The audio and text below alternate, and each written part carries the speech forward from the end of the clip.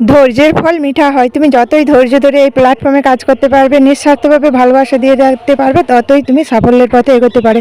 মন থেকে হিংসা একবার দূর করতেই হবে তোমাকে, আর নিঃস্বার্থভাবে ভালোবাসা দিয়ে যেতে হবে।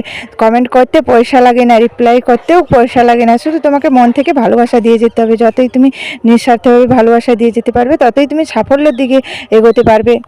ভগবান পৃথিবীতে পাঠিয়েছে, তোমার মধ্যে নিশ্চয়ই কিছু না কিছু গুণ আছে, সেটা তোমাকেই তুলে ধরতে হবে। তার জন্য তোমাকে প্রচুর পরিশ্রম করতে হবে। অক্লান্ত পরিশ্রম করলে তুমি সাফল্যের দিকে একদম নিশ্চয়ই এগোবে। কে কী বললো, কারো কথায় কান না দিয়ে তুমি তোমার লক্ষ্যের দিকে স্থির রেখো, আর দেখবে একদিন ঠিক লক্ষ্যভেদ করেই ফেলেছো। আজ যে তোমাকে ইগনোর করছে, তাকে তুমি ইগনোর করো না, তার পরিবারে গিয়ে তার পরিবারের রিপ্লাই কমেন্টে ভরিয়ে দাও। দেখবে একদিন ওই মানুষটাই তোমার পরিবারে এসে তোমাকে রিপ্লাই কমেন্ট দেওয়া শুরু করছে।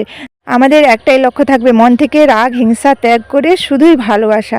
তো বন্ধুরা, আমি কথাগুলো সত্যি বললাম না মিথ্যে বললাম, কমেন্টে জানিয়ে যেও। আর আমাদের আজকে দেখো, আজকে সকালে ব্রেকফাস্টে করে নিয়েছি, আজকে রুটি ছিল আর আর হাতের কাছে ডিমও ছিল। তাই ভাবলাম সকালে ব্রেকফাস্টে আজকে টোস্ট বানিয়ে নিই। তাই রুটিগুলোকে কেটে ভালো করে, আর দোকানের রুটি মানে কেনা মানে বাসি হতেও পারে, তাই রুটিগুলোকে সেঁকে নিয়েছি। আর তারপর দেখো ডিমগুলোকে ভেঙে সবগুলো পরপর টোস্ট করে দিয়েছি, আর সবার জন্যই টোস্টটা করে এলাম। কারণ রুটিগুলো অনেক ছিল, 4টে পুরো 4টে পুরুটি আর 5টে ডিম। তাই ভাবলাম সবার জন্যই টোস্টটা বানিয়ে ফেলি। তাই দেখো সবার জন্য আমি বানিয়ে নিলাম। আর বন্ধুরা, তোমাদের রুটির টোস্ট খেতে কেমন লাগে কমেন্টে জানাও।